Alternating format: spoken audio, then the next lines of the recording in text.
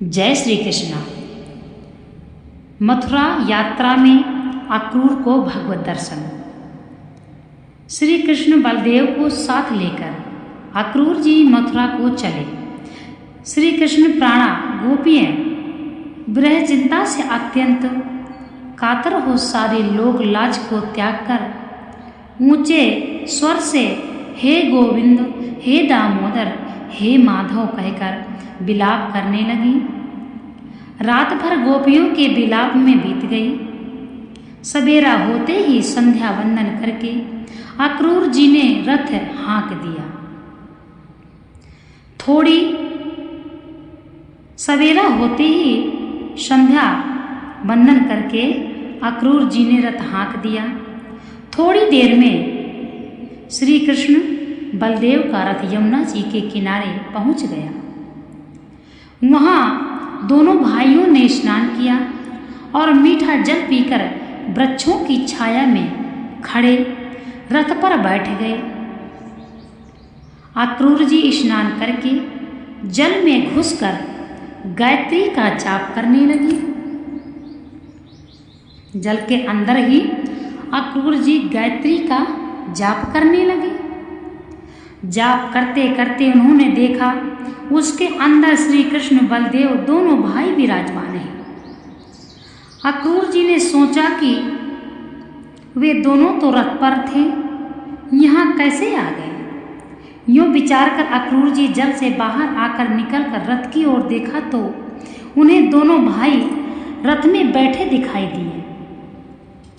अक्रूर जी आश्चर्य में डूब गए। उन्होंने सोचा कि मैंने उन्हें जो जल में देखा सो क्या मेरा भ्रम था। यूँ विचार कर उन्होंने फिर जल में गोता लगाया। इस बार वे देखते हैं, क्या देखते हैं कि जल में सिद्ध सर्प और असुरों द्वारा सेवित श्री अनंत शेष नाग जी विराजमान हैं। इस बार कुछ अलग ही देखते हैं। उनके 1000 मस्तक हैं, सब पर मुकुट है। कमल की नाल के समान श्वेत शरीर पर नीलांबर सुशोभित है। उन श्री शेष जी की गोद में पीतांबर धारी नवनील नील वर्ण चतुर्भुज भगवान विराजमान हैं। देवता, ऋषि, किन्नर और सभी देवियां उनकी सेवा कर रही हैं। अक्रूर जी को यह अपूर्व दृश्य देखकर बड़ा ही आनंद हुआ। प्रेम के कारण उनका शरीर पुलकित हो गया। नेत्रों में आंसू भर आए। भक्ति भाव से उनका हृदय गदगद हो गया। श्री कृष्ण का प्रभाव उन्होंने जान लिया और वे हाथ जोड़कर भगवान की स्तुति करने लगे। अक्रूर जी स्तुति कर ही रहे थे कि श्री कृष्ण जल के अंदर अंतर ध्यान हो गए।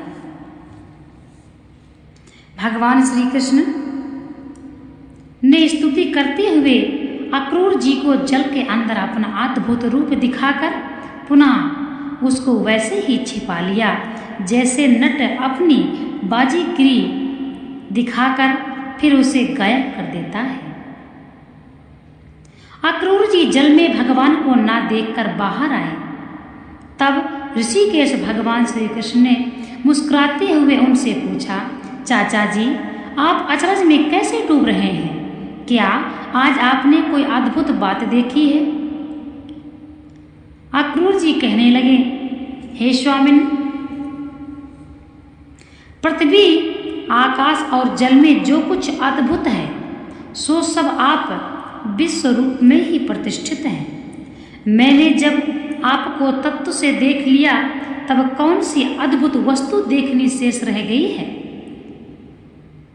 भगवान, पृथ्वी, आकाश और जल की सभी वस्तुएं आप में हैं। आपके अतिरिक्त संसार में और क्या अद्भुत है जो मैं देखता? इतना कहकर अक्रूर जी ने रथ हाँक दिया। बड़े प्रसन्न चित्त से अक्रूर जी ने रथ हाँक दिया। जो भगवान का दर्शन पा चुका हो और जिसके साथ साक्षात भगवान चल रहे हों, उसकी प्रसन्नता का ठिकाना कैसा। आप ही सोचिए, आप जहाँ भी बैठे हो, जिस अवस्था में जैसे भी बैठे हो, अचानक यदि आपके पास भगवान कृष्ण आकर खड़े हो जाएं तो आपको कैसा लगेगा।